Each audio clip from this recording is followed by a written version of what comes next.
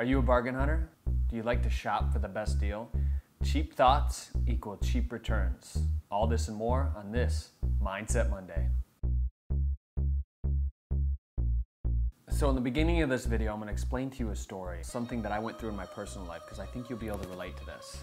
By the end of it, I'm going to give you 3 actionable steps. The end of every Mindset Monday, I like to give you a takeaway, something that you can do to implement in your own life.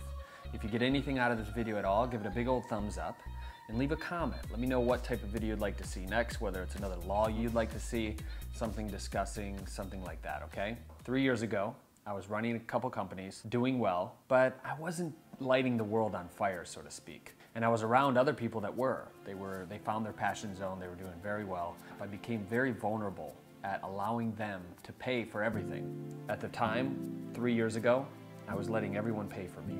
I became a groupie. So the law of compensation, one of the things that I really want to hit home is if you're a bargain shopper, if you're the type of person that waits in line and lets the other person go ahead of you and pay, hoping that they'll pay for you, or you get a discount at the gym, or you're constantly looking on Groupon or other deals, you're actually sabotaging your results to acquire mass wealth. You're like, Drew, what does that mean? Does it mean cutting out coupons out of the newspaper? Is that sabotaging my results to material wealth? I think it is.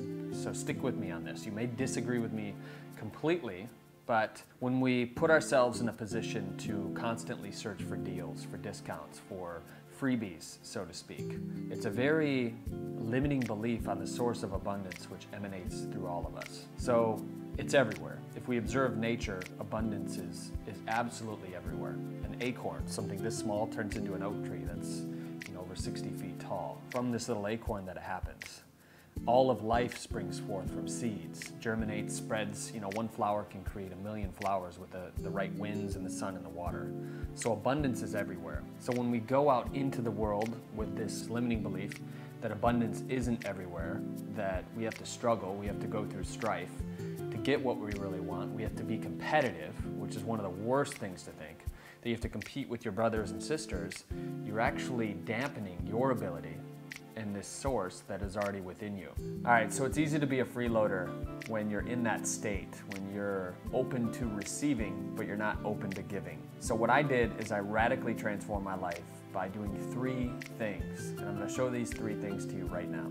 Number 1 is to prioritize your spending. So start to look at your account. I know it may be stressful, you might not want to look at your bank account, but really start to take a good look at it and see where you're spending money where you shouldn't be spending it. And then once you do that, you have a number on how much money you actually could be saving, start to apply that towards something else that's going to raise your vibration. And this brings me to step number 2. Step number 2 is to give 10% of whatever you make off the top. What this does is it allows those type of thinking, that abundant mentality, and it's going to start funneling in more of that abundance into your life when you start to give. It's not like I'm out here giving just to get 10 times the value of what I've been giving. No, I'm out here giving because I know that's who I am. I know that my source is unlimited. I know that I have a great ability inside of me to create wealth, to create a good life. And you have that. You have this ability. You just need to awaken from within and really start to go forth on this material plane and start to create that. So step number 3 is to visualize what you want to see in your bank account. So number 1, looking at your account. Number 3 is getting more comfortable at looking at your account to bring forth more. So one thing that I like to do is I like to take the numbers that are in my bank account and put 3 zeros afterwards. Those 3 zeros afterwards are going to create a subconscious impression that are going to allow more of a material spring to spring forth. More abundance, more money, more opportunities. And when I start thinking from that wealth creation state, more of that's going to come into my experience, and it's going to come into your experience when you start thinking like that as well. So step number 1 is to really prioritize, start looking at your spending. Step number 2 is to give 10% off the top. And step number 3 is to see more in that account. If you can do this for the next 7 days until next Mindset Monday, I'm going to release something that's going to add on to what we went over today. So it's real simple and easy, okay? Drew Canole, remember, we're in this together, and I'll see you next week.